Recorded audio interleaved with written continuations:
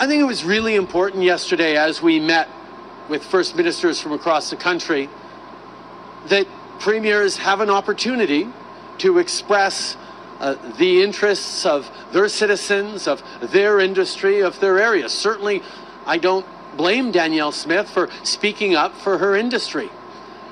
That's part of her job. But every single premier other than Danielle Smith then chose to put Canada first and say, but we're all part of Team Canada because what happens to any part of us happens to all of us, and we will be there to respond strongly, to fight for Canada, and to do it in a united way that makes sure that it's fair across all industries, across all regions. That was what we came together yesterday to do. I would actually like to point out to Danielle Smith that Canadians know the importance of standing up for each other.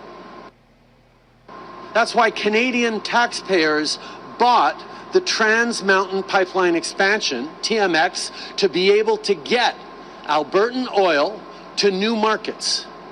That was an investment that all Canadians made, that the Alberta government is making billions of dollars off of, because in what was a very difficult decision, the federal government, we made the decision to purchase and build and complete that pipeline.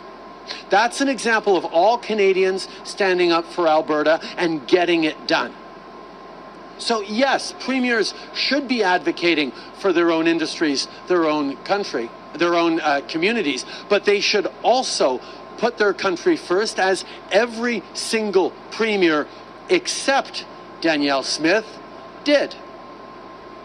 Now, I could point to any number of those premiers and point out lots of moments in which they have points of disagreement with me.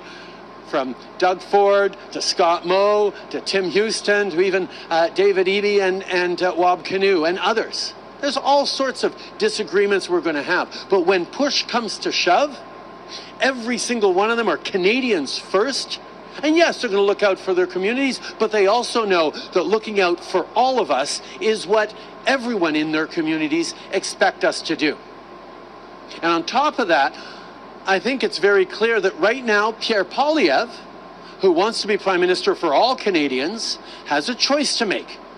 Either he stands up to fight for all Canadians alongside all premiers and the federal government that are doing that, or he chooses to stand with Danielle Smith, Kevin O'Leary, and ultimately Donald Trump.